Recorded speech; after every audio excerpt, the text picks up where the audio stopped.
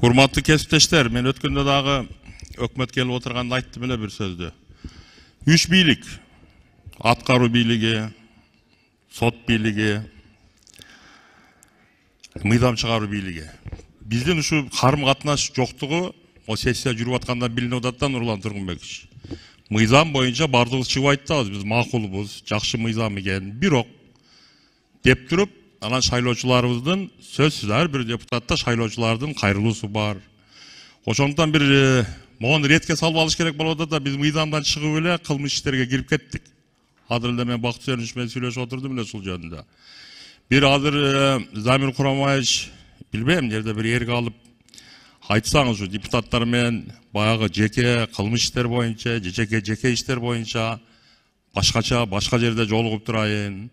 Азыр мына мыйзам биринчи окууда концепцияны колдоп бериңиздер. Анан сиздер менен жолукканга ар дайым даярмын. Кааласаңыздар бир айда бир фракцияга келейин, же болбосо 2 айда жогорку кеңешке келип турайын, же убактыңыздар болсо мага келиңиздер. Менин кабылдамам ачык деп койсоңуз, азыр баардык суроо бере турганда суроолорун алып коебу деген үмүттө азыр отурабыз. Обедке чейин мыйзамга макулбуз дейбиз, жакшы мыйзам экен дейбиз, бирок деп туруп суроолорду баштайбыз. Рахмат, урматтуу Нурлан Тургунбекович, угуп койдуңуз.